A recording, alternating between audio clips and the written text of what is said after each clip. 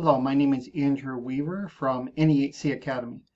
In this video, I'd like to talk to you about your immune system, at least from the standpoint that we see the immune system with NEHC Academy and New Earth Healing Center. We primarily use weighted tuning forks like this as a vibrational method for healing, and also unweighted tuning forks. When it comes to the immune system and understanding our body in general, we focus in NEHC Academy primarily on fascia and fluid when it comes to many physical conditions, anywhere from pain to mobility restriction. But there's also our ability to be able to help the body get over a lot of things that would be maybe sickness related, acute sickness, and of course chronic as well. And there's such a big focus right now on viruses and those things that go along with viruses that stay in the body for a very long time, and you end up with conditions like pneumonia. And if you take a look at what the people across the globe are having the hardest time with, and what sorts of people are having the biggest problem with these viruses that are going around in the flu-like symptoms, a lot of the common thread here is the fluid. For example, people are passing away of symptoms associated with pneumonia, or it may be, high blood pressure gets too high, so now you have hypertension. And a lot of those things are just a function of fluid itself, and when I'm talking about interstitial fluid. And that's something that we work with all the time for pain and mobility restrictions. The different techniques that we teach and that we use, I'll talk about them a little bit more at the end of this video.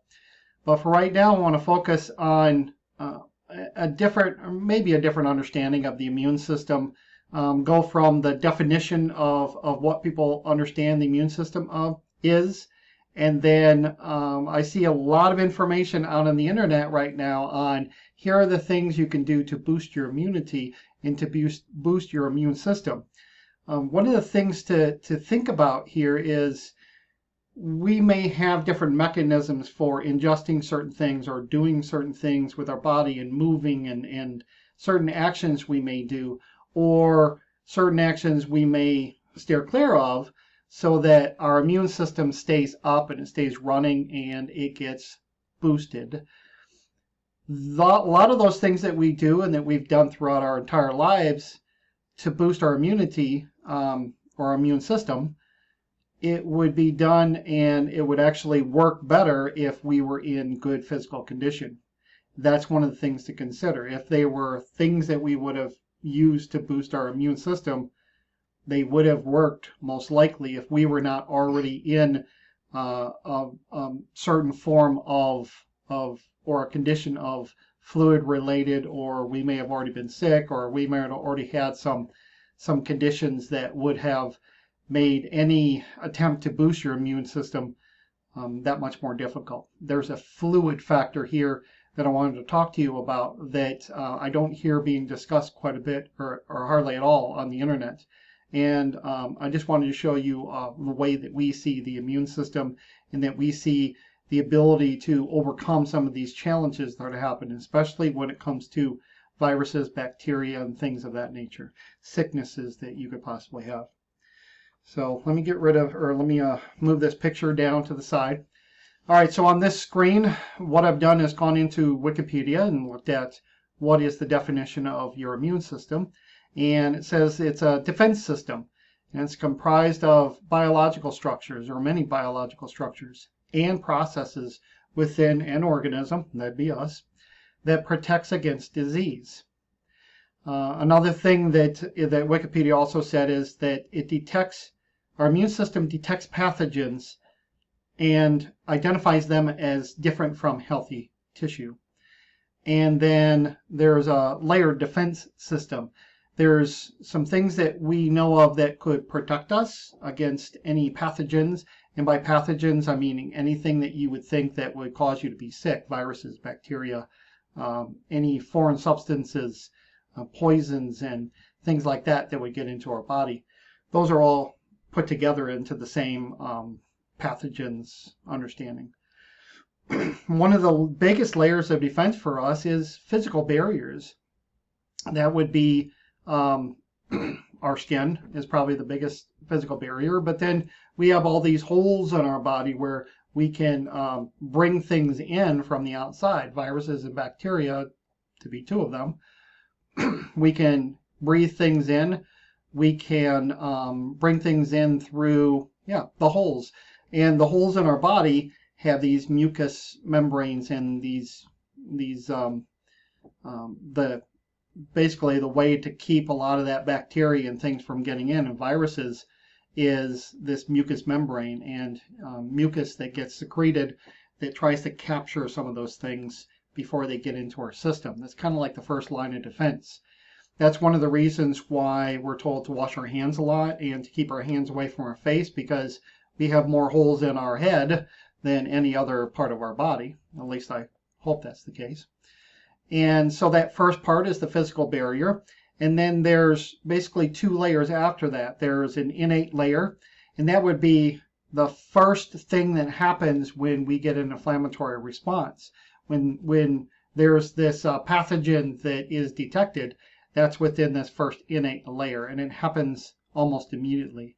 For anyone who's had an allergic reaction that seems like it's right away, that would be that innate defense mechanism as part of your immune system. And that innate response is very non-specific. That response doesn't quite know what your body knows already about maybe a previous response. Sometimes we have an oversensitivity to certain substances, and we become allergic to them. Our body knows we're allergic to them, and we already have this coded response to certain pathogens. Well, prior to that, or before that even happens in identifying what the threat is, it's just a non-specific, generic, or general response, which is called your innate immune response. There is a pattern recognition, and there are cells in our body that look for patterns to determine whether it's a pathogen, whether it's something that is not right, it's not supposed to be there. Those patterns are part of that innate system to identify if something's not right, if this is a foreign substance, a pathogen. And then within that innate system, response system, is also what we would know of as inflammation. And I'll talk a little bit deeper about inflammation in the next slide. Then we have after that, so the innate system, it triggers the adaptive system. And in the adaptive system, it's a little more delayed. That's where we might find where we come in contact with someone who has a virus, and we intake that virus in whatever way, or bacteria. And it usually takes maybe a day or two. Whatever that delay may be, that's part of your adaptive system that kicks in, your immune system that kicks in. And there are mechanisms there to recognize pathogens that our body has already built up an immunity to. So that's the adaptive system. And from that system, there is definitely a memory associated with it. And another difference between that first mechanism, innate, and the secondary mechanism, adaptive, is what mechanisms are used to deal with these pathogens. In innate, it may be a little more towards your white blood cells are more of the largest response, leukocytes, white blood cells. And there's also, in the secondary system, there's different cells and antigens and T cells and more cellular activity. There's a lot going on in the whole immunity or immune reaction, both innate and adaptive. And it has a lot to do with signaling agents, which trigger some other, let's say, an inflammatory response, and then that response, other things are reactive to that. So what I'm really talking about right now, so let's focus on our immune system when it comes to when it comes to the initial responses and then what happens to your body over time.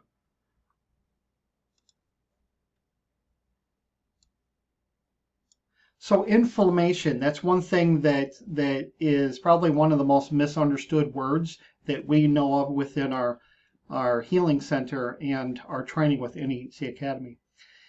Inflammation, if you look also on Wikipedia just to see what the definition is, it's one of the first responses to infection.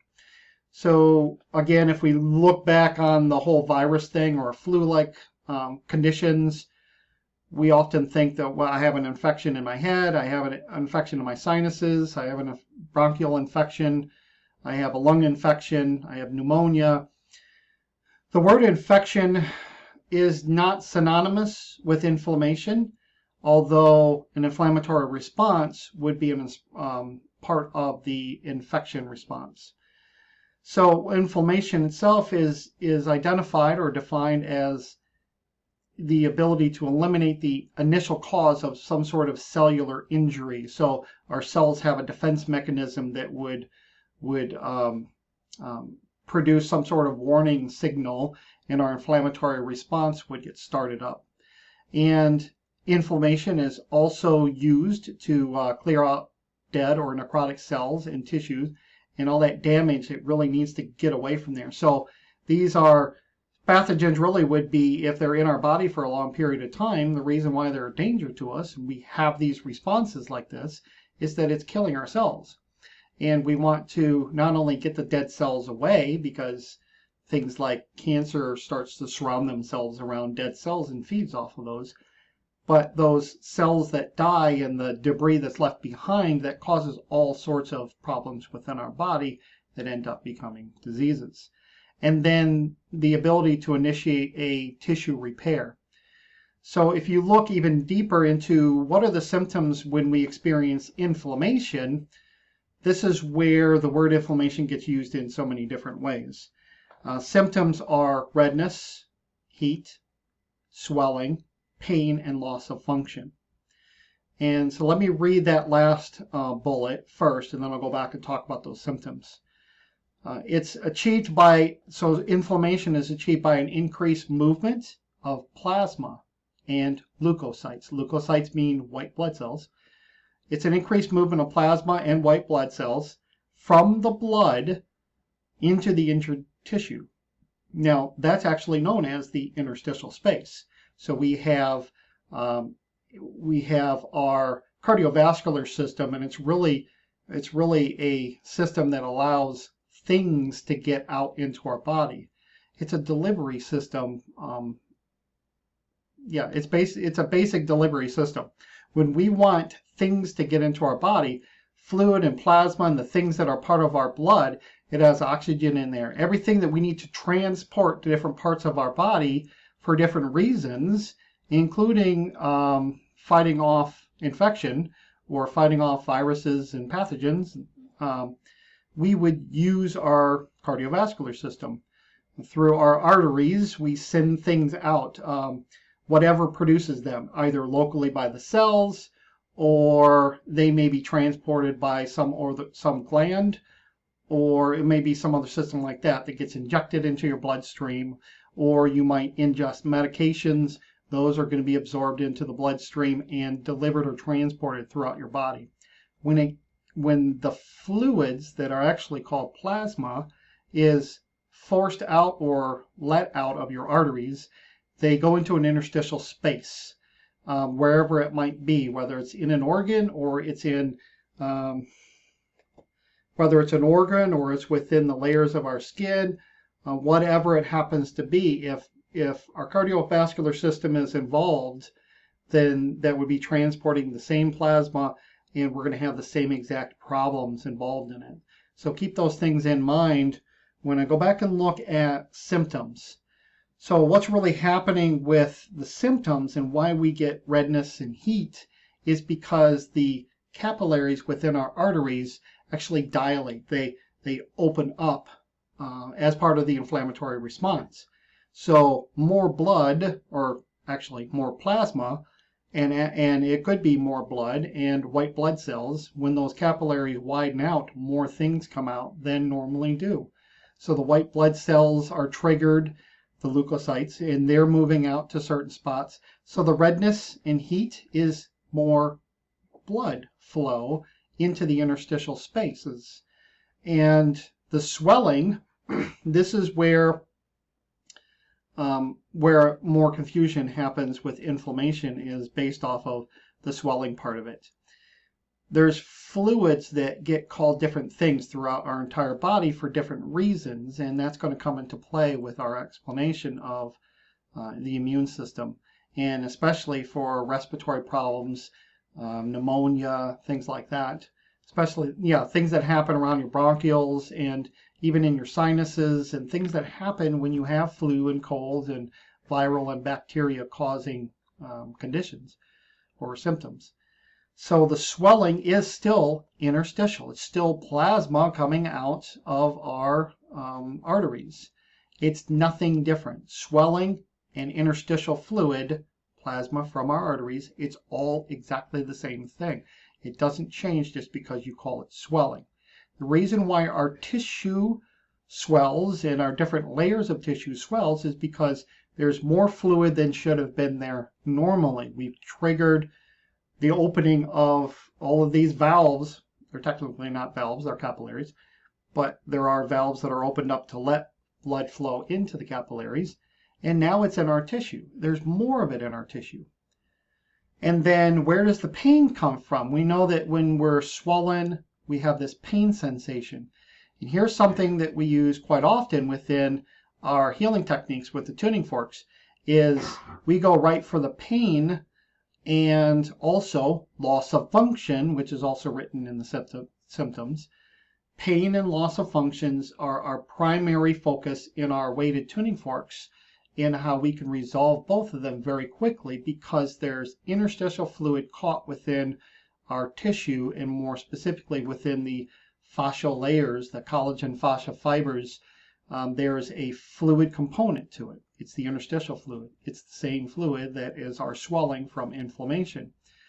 And we also refer to that as localized edema or regional edema if you might have large swelling in your joints or lymphedema of your extremities, things like that. But that concept of too much fluid in a space is going to play out in a lot of our chronic conditions, but it's also going to play out when we have things like flu and colds and virus and bacteria causing a lot of our conditions. They're all interlinked, and the response of the body happens primarily the same way. Where does the pain come from? The fluids that get released are we are basically very compartmentalized. It's not just within the cells that fluid is. Within the interstitial spaces, even in our interstitial spaces, in the first couple layers, our superficial layers where our fatty layers are, within those layers, there are compartments within compartments, and we have many, many compartments. So when the fluid comes out of our arteries through the capillaries, it's going to meet in this first compartment that it is inside of already. Not all compartments have the ability to have this fluid move out of it. In fact, our interstitial fluid is not supposed to move that far. There's another player in this. That's our lymphatic system. Our lymphatic system, and of course our veins, the holes in our veins might bring some of that fluid back in, and it's the pressure involved in that that allows things to move out. The veins would bring some fluid back in, but it's really our lymphatic system that is our sump pump. It brings that interstitial fluid out of those interstitial spaces within our tissue. And if I'm talking about these first couple layers of tissue before I even get to my muscle layer, this fatty layer that has adipose tissue, fat cells in them, that's where a large portion of our pain happens. A large portion of our mobility restriction, as far as we see it in NEHC Academy. There's restricted fluid. It gets pressurized in these spaces, and it's very difficult to get the fluid out of there. So you also have nerve endings, free nerve endings. These are nociceptors. The endings get compressed when there's too much fluid pressure there. And some layers are actually designed with this gel, this proteoglycan gel, which is supposed to absorb a lot of the pressure, and there's functions there to allow for more fluid to come out that is needed. But the problem is when too much fluid happens, the volume, the body can't respond to the volume quickly enough, and those little intake valves in the lymphatic system close down. I'm going to talk a little bit more about that in a follow-on slide. So mobility restriction and pain, those all go along with what we see every day at NEHC, is too much fluid pressure in a space, and it presses against your nerve endings, the pain receptor endings, and then sends pain signals up. And that's why when you're swollen, that's why you hurt. And when you're swollen in those certain spaces in your body, it actually pushes against everything else, your nerve fibers, which really kind of messes up with your movement system, your motor functions, and then the ability for our musculoskeletal system, our muscles to move the way that they're supposed to. That's why you have a reduction in movement. The inflammatory response is actually supposed to keep our body from moving, unless that's what we're told, that our swelling is designed to do that. So that if there's an injury, like an actual cut or a piercing, or we broke a bone or something like that, that the inflammatory response puts all this fluid into your space so that you won't want to move it. It's probably not exactly the way that it's supposed to work, and it may be that too much fluid stops you or motivates you not to do it because there's pain involved in it. There's actually probably a little more to that process than just the fact that we're not supposed to be moving. In fact, I would say that it should actually be the opposite in some cases, where the lack of movement actually causes problems a little bit later on when you're recovering from those movements that you no longer do while you're healing. So I'm going to go to the next screen to talk a little bit more about the exchange. So I talked about the fact that from our arteries, we're able to push through this plasma, and plasma is interstitial fluid. When it gets out into our tissue, then it's called interstitial fluid. It's called plasma when it's inside of our arteries. And then those capillaries are just large enough to keep the red blood cells and things like that, the larger items in our bloodstream, from coming out. So plasma really is our blood without the red blood cells. And then due to the pressure on the outside of the artery and the pressure on the inside of the artery, that's going to allow things to come out. But when we're in an inflammatory state, what happens is those valves, those capillaries, which aren't valves, well, I guess technically they're a valve, they open up wider and they allow a lot more fluid to come out than normally would. And the picture that you're seeing on the screen in the green is a lymphatic, is the end of the lymphatic vessels. And these are very small. There's a function there to withdraw the excess fluid that's not needed anymore. And in this particular picture, you see those little cells that are in the middle. Those would be your adipose, or your fat cells.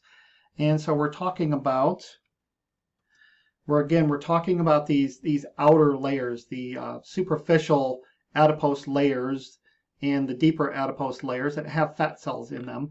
Then that's what I'm really showing in the picture. But this story plays out in all parts of our body, in almost every part of our body, including your organs and inside your heart and inside the layers of things, even have their own interstitial space. Anytime you start hearing interstitial space or blood moving through a space, your arteries, your cardiovascular system moves through a space and then allows fluid to move out into the space, it's still an interstitial space, no matter what they call it. And then it has to be withdrawn by the lymphatic system to maintain the hydrostatic pressure, to maintain volume within that space correctly. When too much fluid happens and comes out to the space, when more fluid goes out than can be withdrawn, then you have problems. You have edema. You have localized edema, which spreads out and gets further and further out until it causes many conditions and diseases. So on this next slide, I'm just getting closer into those intake valves for the lymphatic system. And this is one of the most important concepts to understand about what happens with our body when things go wrong. In our interstitial space, there's supposed to be these mechanisms to allow a backup system. Like when I was growing up, I had in my house, there was a big problem with flooding in our basement. We were in a low-lying area, and we had a sump pump that would pump any water that would accumulate or seep through the walls of our basement. And that sump pump was pretty good for a while. And then, you know, when we'd have really rainy weather or a large volume of rain, that sump pump would quickly get overwhelmed. And then there would be a secondary pump if that one failed. So what happens with these lymphatic vessels is at the very ends of them in the intake part of it, they're very small. They're cell size, as you can see. They're the size of, you know, they're the same circumference as the diameter of our fat cells. They're very, very small. And then there's valves within, there's intake valves there. Those intake valves are supposed to open up based off of pressure of the fluid on the outside and the inside, and they just bring in that fluid. And they're built in a certain way that when there's too much fluid pressure in that area, those valves are actually tethered to our fascia fibers. So as the space within there starts to expand out because there's more fluid, those valves will open up wider because they're actually wired to and tethered to those fibers that are running across, those collagen fibers, and fascia is what we call it. So when the fascia fibers spread apart, the valves open up further, and it's just a way to bring in more fluid, which would be the opposite effect of inflammatory, which means open up the capillaries and bring more fluid into the tissue. The same thing is supposed to happen to the lymphatic system to widen those valves out to bring more fluid into the interstitial space. Or excuse me, into the lymphatic space from the interstitial space. And then, of course, we call it lymph once it gets inside that space. The problem that we have here is, and this is probably the one thing that gets misunderstood and doesn't get considered in a lot of conditions, and of course pain and mobility as well, is that when the fluid pressure gets too much, that lymphatic intake system gets compressed and those valves close. Once those valves close, all bets are off. So the problem is that you get, we have compartments inside of compartments inside of compartments, and it just keeps going. We have layers and layers and layers of fascia and cells and things like that. So when this fluid is now apart from whatever is holding it in place, like our proteoglycan gel that's within that particular layer, the fatty layers, it has to get into another layer. It has to get out of those layers. When it stays within a bubble like that, then it's basically quarantined. It's compressed, and there's where you start to get some of your pressure that's pressurizing and pressing on your nerve endings and causing all kinds of problems. So if you've ever been in pain, you've ever felt and pressed down with your fingers and you start to feel a lump, a bump, oh, that definitely hurts right there. What you're feeling is fluid, too much fluid in that one space. And then you use maybe a method like putting heat on it or massaging it, or going to a massage therapist or physiotherapy, or you may use a heating pad with a little bit of vibration. Some of those methods work a little bit. What is missing, and I'm going to talk about this a little bit more in the end, what's missing is the vibration to diffuse that fluid through those layers into a layer where the lymphatic system is not compromised already. By the way, the lymphatic system is one of the largest parts of your immune system. When you think of your immune system from another aspect, it is the biggest thing plays out, the biggest part of our immune system plays out in our interstitial space, because we have substances that get sent out to do certain things. The viruses and bacteria are within the interstitial space, and it stays within the interstitial space for a couple of reasons. It can't get into the lymphatic system, and so it gets transported to parts of our body through our blood system, or we may have it injected, or we may breathe it in, but it still gets transported to certain places. The inflammatory system starts up, too much fluid pressure gets in there, and then now the ability to pull that fluid into the lymphatic system, which has its own immune system process. That's one of the main purposes for our lymphatic system. Let's bring that fluid in. We have things that we can add to the mixture. We have lymph nodes that can clean the viruses. That's a big part of our immune system.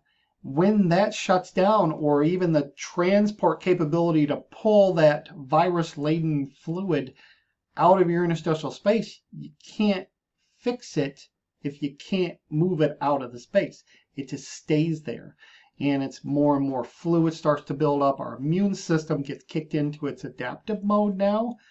And even though things can get to it, then you have no way of removing it. If you ever lived in an area where you had a really bad blizzard, or maybe it's a really big flood, or you had the aftermath of a hurricane or typhoon, you have a lot of flooding, and the ability to get help to the scene to help people out, that gets compromised once you have the routes of communication and the routes of transport get messed up.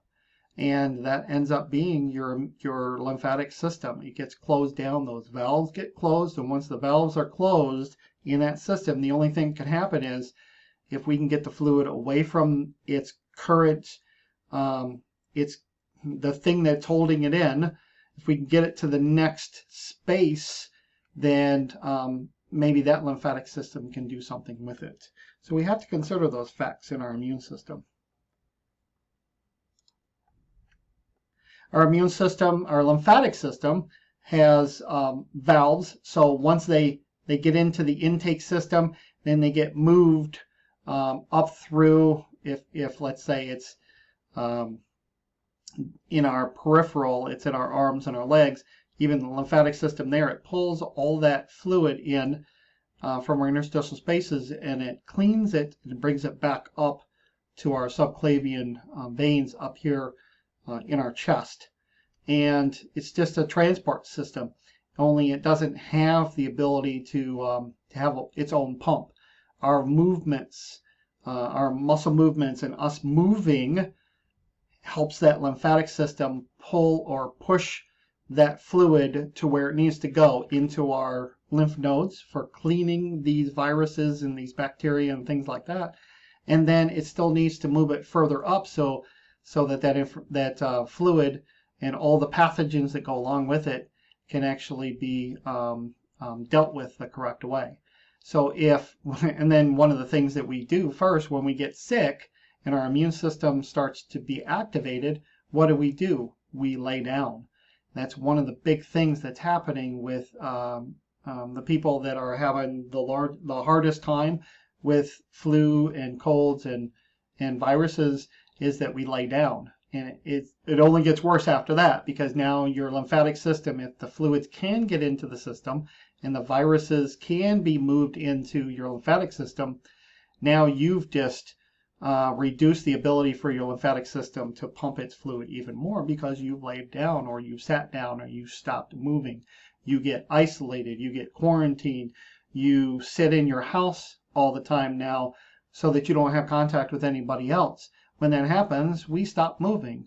So that's one of the things that's a big concern, is your immune system is part of, your immune system cannot work the way that it needs to when you have too much fluid pressure and you stop moving. So those are definitely two big things to consider. We also have to consider, let's say that the symptoms, the things that we're having is bronchial related, and lung related. Now I want to talk about, on this picture you have not only your throat all the way from the larynx down to your bronchial system, and notice how the bronchial system kind of branches out and it's embedded into our lungs. Where I'm going with this is not only how the inflammatory system kind of reduces our airway as things get inflamed. Remember, swelling, excess fluid, it's still the plasma, it's still the interstitial fluid, whether it's inside of a layer of a tube like our bronchial tubes, or it's in our larger spaces that is just underneath our skin. It's the same exact fluid, and the same mechanisms are at play here. They're just called something different, and that leads a lot to the confusion. If we have bronchitis, then it's itis means inflammation. It means swelling. It means more fluid in those spaces. And we deal with it pretty much the same exact way.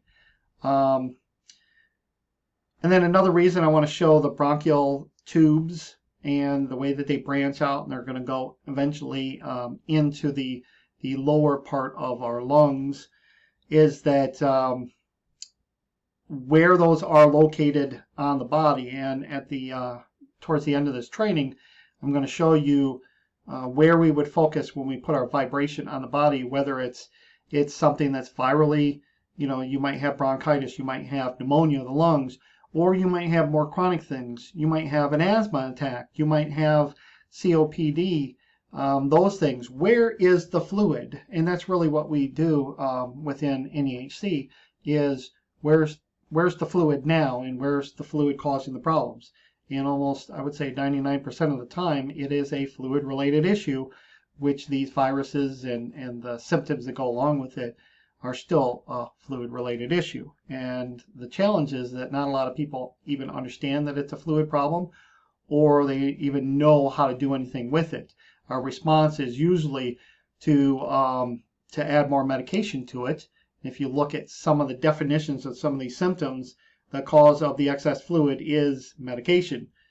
Which medication that is, who knows? But you're going to see this pattern play out quite often in our conditions, and we just wanted to show you what we're seeing when it comes to fluid. The next one is just a picture of the lungs, and that's really to focus on the fact that the bronchioles come down into capillaries, and then you have these alveoli where you get oxygen that's being transferred through these membranes into, well, we bring in oxygen and we transport it into our arteries so that we can have oxygen transported through there. Because remember, again, this is a movement over into a transport system, which is our blood. But when the bronchial tubes and our lungs, those alveoli, get filled full of fluid, it's the same exact reaction. It is the same interstitial fluid that gets forced out through these membranes. So that's all going to come into play. Also, if you're working with resolving these conditions, where is the fluid happening and why is it stuck where it is? So those are the things that you would focus on when you're trying to heal these things or resolve them or keep them from getting as bad as they are to what would ultimately lead to death or lead to permanent damage. Maybe it's not so permanent, but further damage based off of maybe you have pneumonia or fluid associated with the lungs, which I'll talk about a little bit more here in a minute. But we have the trachea, the bronchi, we have those tubes that are moving down. Where can we actually provide some comfort and some resolution to certain things involved with the bronchioles and the lungs themselves? So with the lung anatomy, here's just a different look at the lungs. On the left-hand side, you can see that the lungs are actually surrounded by our rib cage. Should be no surprise to you. We have the trachea and the bronchial tubes coming down from the throat into the lungs and branching out into the lungs. And then the bottom of our rib cage, that's really where our lungs extend down to. And what I'm going to focus on is the fact that there are bags within bags within bags within our body. The bags, or things, our organs that get surrounded, is made with fascia as well. We call them membranes, but most of our things in our body are structured, including the inner structure of, let's say, our heart. It's fascial fibers, collagen fibers, that make up the structure of most of our body. And we have to consider that too, that the bag that surrounds our lungs is called the pleural bag, and there's a cavity in there. And this is what I'm going to focus on quite a bit when it comes to where does the fluid go when we have these runaway inflammatory swelling fluid just building up in certain places. So in this picture, again, it's more of a zoomed in look at our lungs, and what you're seeing on the edge of our lungs, the edges of the lungs, the lobes of the lungs, is a cross section of our ribs. So keep that in mind, is that our ribs and the muscles around and in between those rib bones, as things fill up with fluid, we're pressing against our rib cage, and even though our rib cage is there to protect us, our cavities and our organs that have been protected, when things go wrong and you have a buildup of fluid, things go even worse because it can't expand beyond a certain amount. So on the lower left-hand side, you see it looks like they're taking the edge of the lung and kind of expanding it out. Here's what I wanted to talk about. We have bags within bags. There's an outer wrapping of our lungs, and then there's another bag on the other side that's it's basically our lungs are double bagged. And in between the double bagging of our lungs, one bag is supposed to protect our lungs from the outside of it, not the outside, but basically the edge of our rib cage, and then the inside is supposed to protect the outer or the outside, or it's supposed to protect our lungs.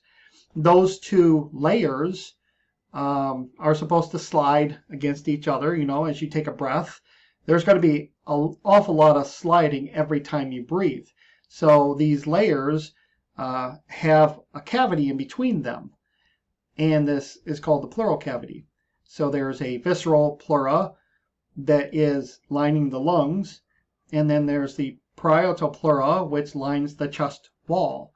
And in between them is the pleural cavity.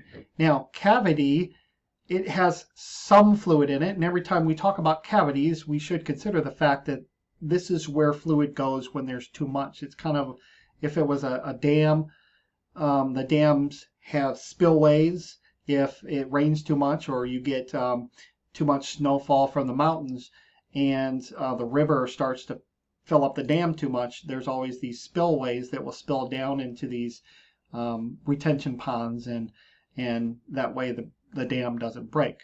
The same thing happens with our organs.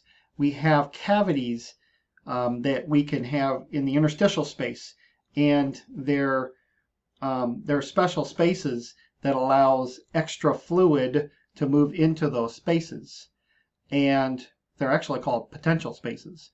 And what that means is there's potential for interstitial fluid if the organ next to it can't take care of it. We have another backup system. It's these spaces like this, the pleural cavity.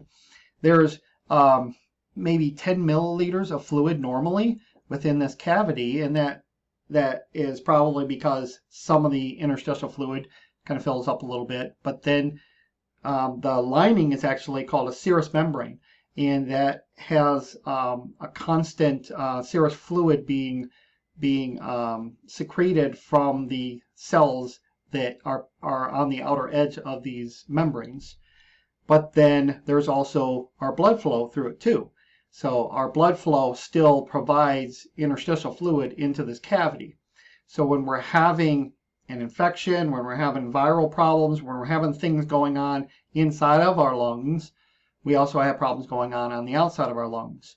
A lot of times we think that our conditions are, when we talk about not being able to breathe, COPD, all those conditions, respiratory problems, some of it is bronchial related, some of it is, some of it's bronchial related, in the tubes, and then of course some of that ends up spilling out into our cavity, our pleural cavity. Some of it is related on the inside of our alveoli, in the inside of our lung lobes, and then some of the problem is on the outside as well. If most of the fluid, if the fluid fills up in our little alveolar, our little sacs, that can get filled with interstitial fluid as well. That's where we get emphysema, and we have the inability to transfer oxygen across the membranes. But then a lot of the problems with our lungs that we think is on the inside of the lungs is actually on the outside of the lungs. And that is where this pleural cavity is. When that fills up, it just keeps filling up. When the ability to pull, it's the same thing played out again now. When you're trying to pull that interstitial fluid out, when you get too much fluid, what's the backup? It is the backup. The pleural cavity is the backup to the lungs. When you get too much fluid in the lungs through inflammation and problems like that, it goes into the pleural cavity. When the pleural cavity starts to fill up, then you have a problem. Once the interstitial system, or excuse me, the lymphatic valves get closed up again, too much pressure, now it just runs away with too much fluid.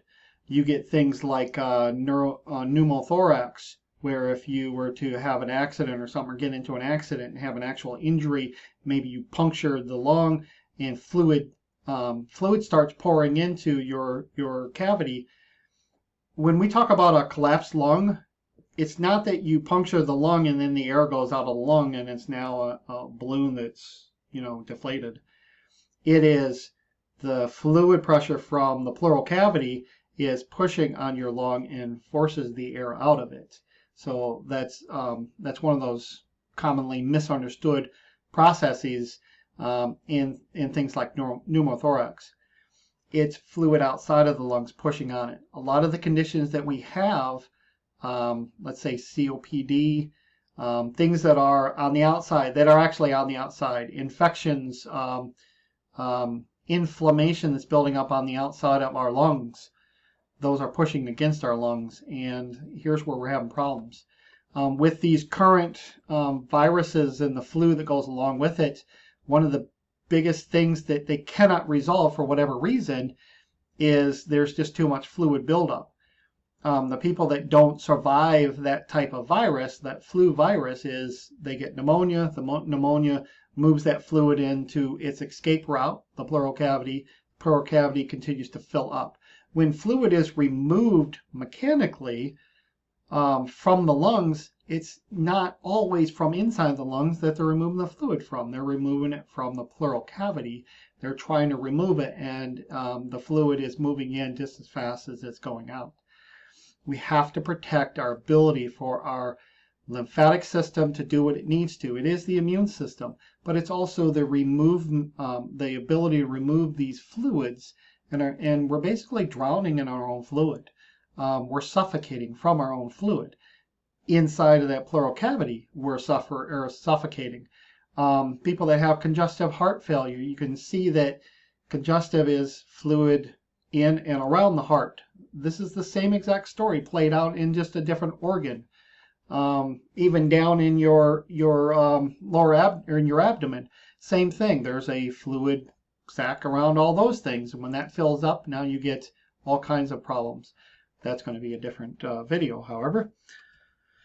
So on the right hand side, you see that one of those lobes from the lung on the right hand side, it's the cavity, it's the pleural cavity collecting more and more fluid. They call it pleural fluid. That's one of the things that I think that people get, where most of the things get misunderstood, is we keep calling our fluid something different depending on where it is. If we were to call this interstitial fluid, maybe we would react to it differently. So we know that things are building up on the inside of this pleural cavity. That's a big part of this story. And you can see here with the pneumothorax that I was just talking about, when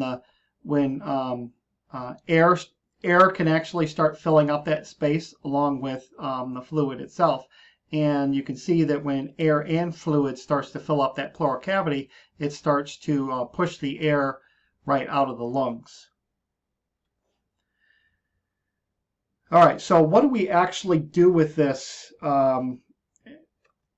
So I don't want to talk about just the viral and the flu-like symptoms that we may have, where it's, if the things that I'm about to say are things that you would do leading up to and making sure that you didn't have a runaway problem with fluid retention or fluid buildup.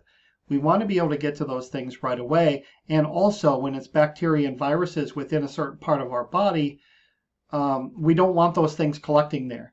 If you think about when you have head colds and when you have anything that happens with your sinuses and you're just feeling miserable, when you have a head cold, guess what? Your bacteria gets caught within the different interstitial spaces, and your sinuses, they're all connected. Within our technique for using tuning forks like this on the body, we focus on the interstitial spaces in the neck. We focus on the interstitial spaces all throughout the head, and it's all connected. We get this dam that happens right across the lower part of our neck that keeps a lot of our fluid caught on the from the neck up. And there's a huge amount of conditions involved in this, and one of them happens to be virus and bacteria and colds and flus and things like that. Well, guess what? Your throat is also located in your neck, and your neck actually causes a lot of fluid pressure problems, especially since the fact that we lay down on our neck and we compress our neck throughout the night. You would think that we were getting better, but again, laying down and compressing your neck makes things even worse, because we just keep all of the viruses and bacteria up in our head. One of our resolutions for that is we have a protocol that we use within our technique for on the body, working with weighted tuning fork, of getting rid of the fluid pressure within the neck and within the head, and we get all that fluid out of there so that the lymphatic system can work properly again, and that fluid really just gets moved out of the way into a larger area so those lymphatic vessels can actually take care of the load. We kind of diffuse everything outwards so that they're in another space. The vibration from the tuning forks can actually diffuse these pressure-filled spaces, fascial spaces. Vibration from the tuning forks, if done correctly, can actually move the fluid, the interstitial fluid, out of those spaces. And here's where it brings us up to our capability of working actually on the body. If you notice that in this picture, you can see the front side of the chest. So we were looking at the lungs themselves that are underneath the rib cage. And we have in between our ribs, there's a layer of muscle that you're not currently seeing. But you can see where the lungs are. The lungs are filling our rib cage, front and back. And that's an important thing to keep in mind here. So if you wanted to work with bronchial problems and you had bronchitis, asthma, things of that nature, don't forget that your bronchial tubes, your trachea first, your trachea moves down into the rib cage. So don't forget that there's that hole there just above the bone on your the center of your rib cage, in between your clavicles, that we still need to get the fluid out of there as well. And then our best access to our bronchial tubes leading down into our rib cage and down into our lungs is on the front side of our body. And we would want to get into the soft tissue in between our ribs. Putting the tuning fork on a rib, vibration-wise, the vibration is going to most likely stay within the bone. And what we want is vibration to get into the soft tissue and to the interstitial space so that that fluid can move out of whatever space it's inside of, and get it out of that space so it can move into another space that the lymphatic system can work. We're depressurizing our interstitial spaces, basically. And remember that there is a bag of fluid in between our rib cage and our lungs. that is where a lot of our problems are. When you have shortness of breath and breathing problems, and you're just coughing all the time and you're having all kinds of problems, a lot of your problems are not inside. Of course, yes, they could be on the inside of the alveoli, and you'll have fluid building up in there. But a lot of this problem is on the outside, and that's a big misunderstanding with these conditions that are basically respiratory or bronchial related.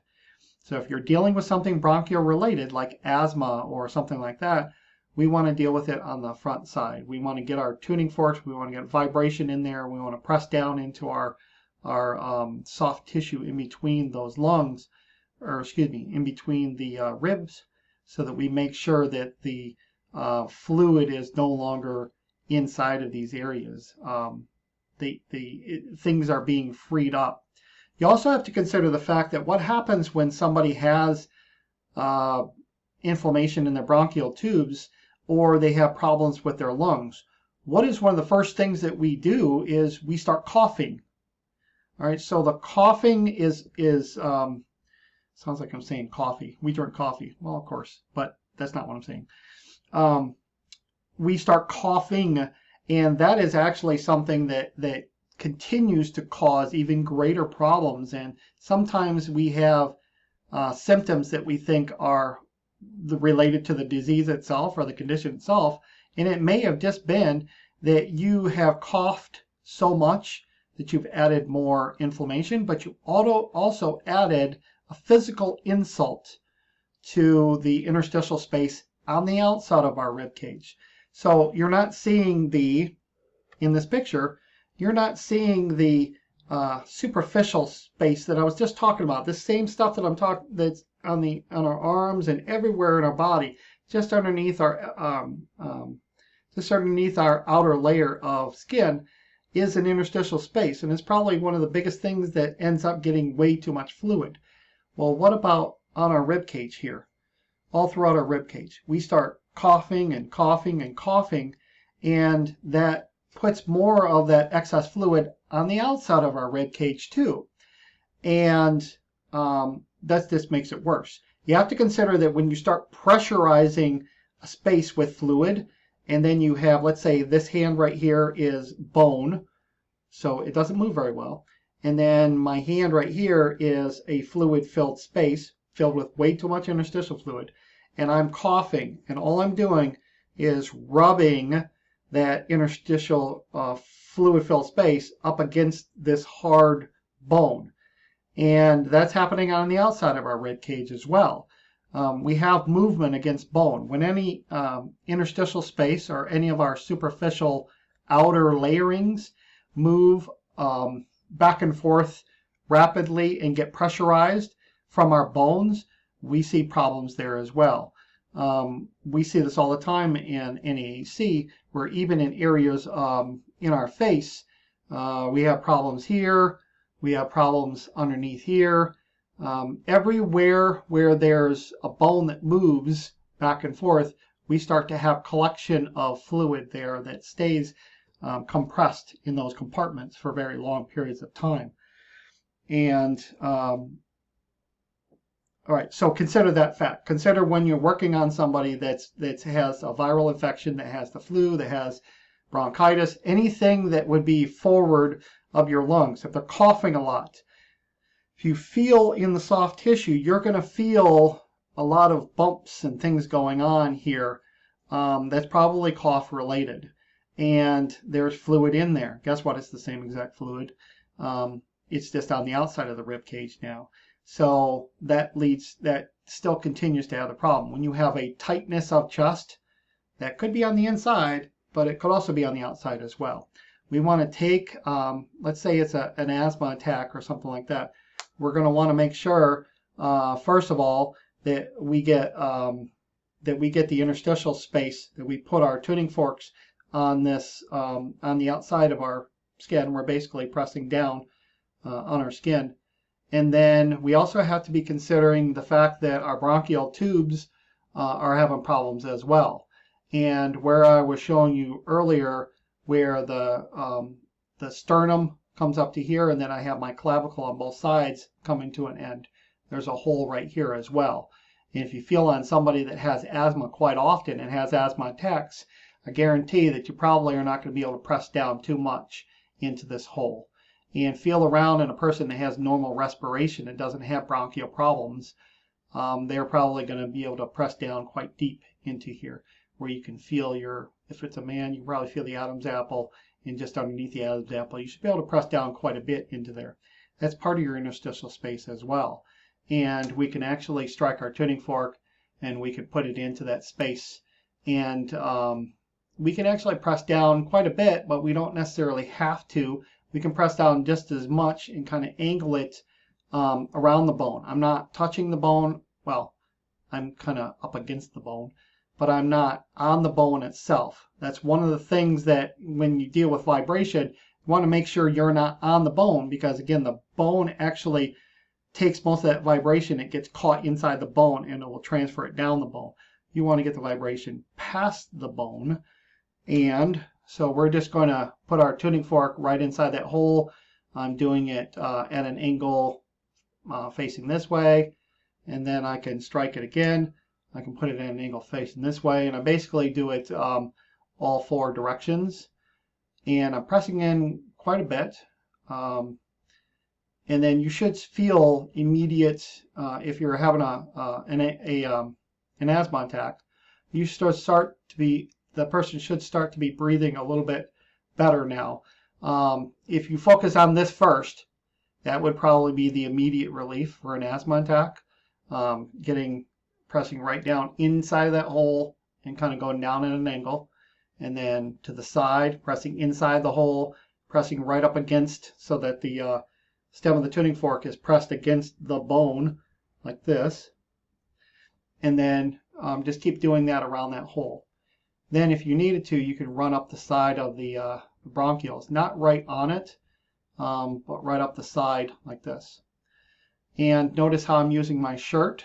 I have a cloth in between the tuning fork because this tuning fork has a little divot right here. So when you start pressing against it, it could end up scratching the person. I do not recommend putting any extension on this, because extensions actually start to dampen the results of the tuning fork. So you want to make sure that it's barefoot like this. This tuning fork happens to be a 128 hertz weighted tuning fork. And then don't forget about the outside. We want soft tissue to be taken care of. We feel for bumps and fluid, things like that. We can run our tuning fork and put it on this area, strike it, press down against the soft tissue. If you can, on this first one, don't worry so much about the rib cage and getting it through the rib cage. You want to work with the very top part of it. If you need to, and you find that there's a lot of fluid buildup, you can actually put your hand, or have somebody put their hand on and press down and move very slowly in this direction towards the sternum.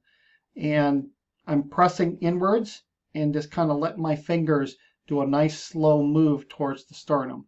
What that's doing is using physical force, very much like a physiotherapist would do, and is moving some of that fluid over longer distances. Doing that without the vibration for very bad conditions probably wouldn't be enough.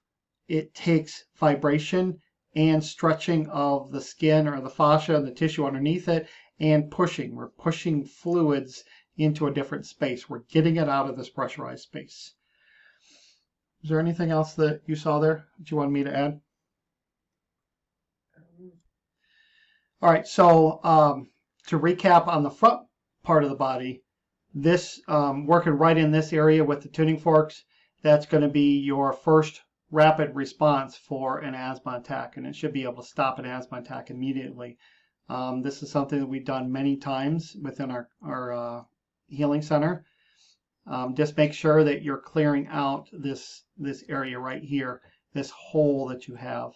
Making sure that you don't press down too much, but you want to press down far enough. And by the way, if you're going to press down enough, you're not going to be putting your fingers on the stem. You're going to be grasping it up here, right here on the meaty part. This is where we grasp our tuning fork, just like this. And when we're grasping it, we're striking it, we have enough handhold to push up, to push right into that hole, and then to kind of come down at an angle. That's going to get rid of a lot of that fluid that is on the outside of your bronchioles. But remember also that you are pressing against the bronchial tube, and it's also going to release some of that fluid that's on the inside. You know that asthma attack means your bronchial tubes on the inside is starting to get inflamed, and you have you have more restriction of the tube on the inside. The same thing is going to happen on the inside of it as well, but I guarantee that it's a combination of outside of the tube and the inside of the tube, probably more so on the outside. The same thing happens when the bronchial tubes run into the lungs. The same thing occurs with the pleural cavity outside of the lungs, then the rib cage, then the outside of the rib cage. These things that I just talked to you about here. Anything that you have where you have a cold or you have any bronchial related problems, you want to get rid of the stuff that's on the outside of the rib cage. You want to put your tuning forks in between the ribs. And probably what you'll start to feel here, if the pleural cavity starts to push out quite a bit, if you feel your ribs here, you probably will feel each individual rib. Let's say each finger is a rib. You will most likely feel in between these two fingers, or in between the two ribs, you probably feel it's almost like a pencil underneath the skin. That is everything pushing out in between, all that fluid pushing out in between those ribs. And you want to get that fluid away from that area as well. And I have one more to show you here, and it's going to be the picture of the backside. So you have to consider on the backside, this would be for better access to the lobes of your lungs. So if you got problems on the inside of your lungs, like pneumonia, or you have problems on the outside of our lungs, or your lungs, whether it's COPD or something like that, you want to, again, make sure that when you're pressing down the tuning fork on the person's back, so now they're either sitting, it would be better if they were laying down, but chances of a person laying down with COPD right away could be pretty slim, but we've done it. And you actually get very, very quick response from the ability for a person to take a breath, probably within just a couple strikes, and putting the tuning fork up against the backside of the lungs provides very, very rapid release. And within just a couple minutes, a person with COPD or problems with their inner airway in the lungs and pressure on the outside of the lungs, you'll start to relieve that very, very rapidly to where the person could possibly take a breath. Within typical sessions, if a person has come in and they have oxygen, they're on oxygen, then we've had results like that where by the time this person leaves that one session of, let's say, 45 minutes, they're leaving without oxygen as they walk out. I can't speak for how long that happens and whether something's going to come back within a certain day or two, or how many sessions that involve. That's really going to be dependent on the situation and the person. But we have very, very positive results when it comes to especially things like COPD. And we haven't had that many people personally within our New Earth Healing Center here in Michigan with pneumonia, but those that we have had pneumonia, and even things that have happened bronchial-wise, those things have been relieved very, very rapidly. Then it's also going to depend on how long this person has been filling up with fluid. If it's very, very critical, then you know, they would probably still need medical attention. So it's totally up to you whether you want to use the tuning forks or use methods like this to make sure that you're keeping the fluid away and from progressing.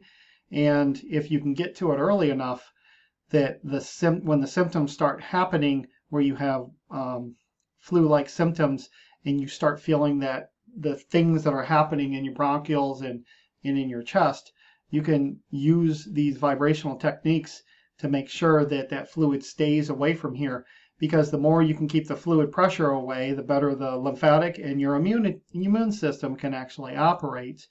and we can get that virus and the bacteria inside of our lymphatic system. And again, if it's a virus that is causing damage to cells, we want to get the cellular debris into our lymphatic system as well.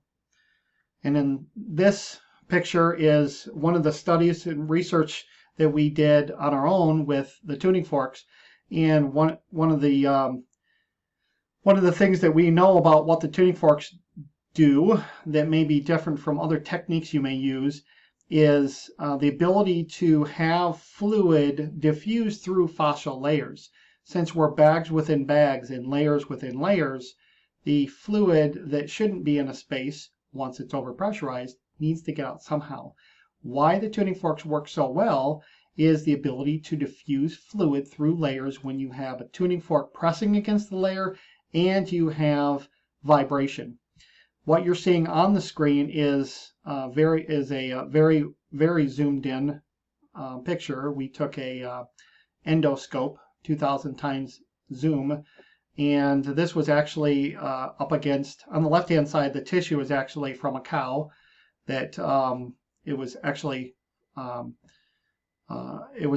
experiment that we did, that the tissue that we had was very, very fresh tissue, and so it still had interstitial fluid with it.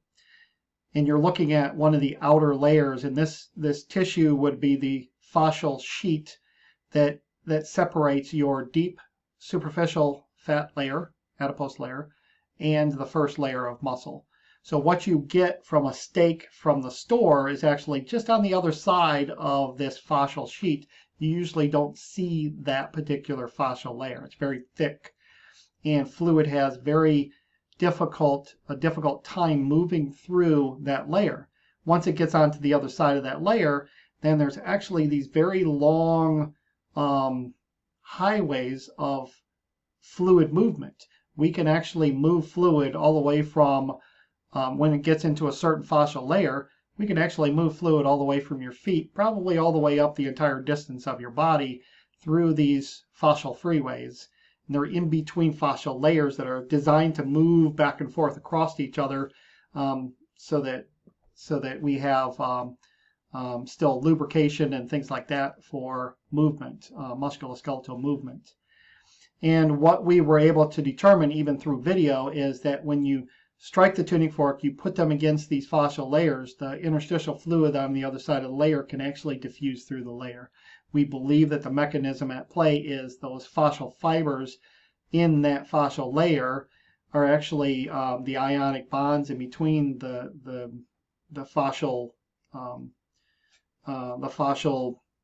layer can actually separate enough to let that fluid diffuse through.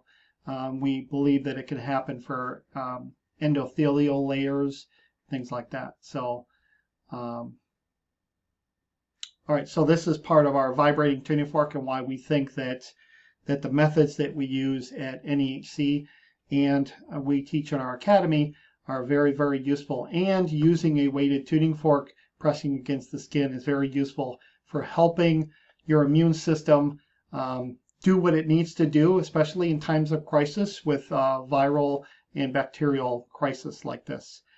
And if you want to know more, you can visit our website at nehcacademy.com.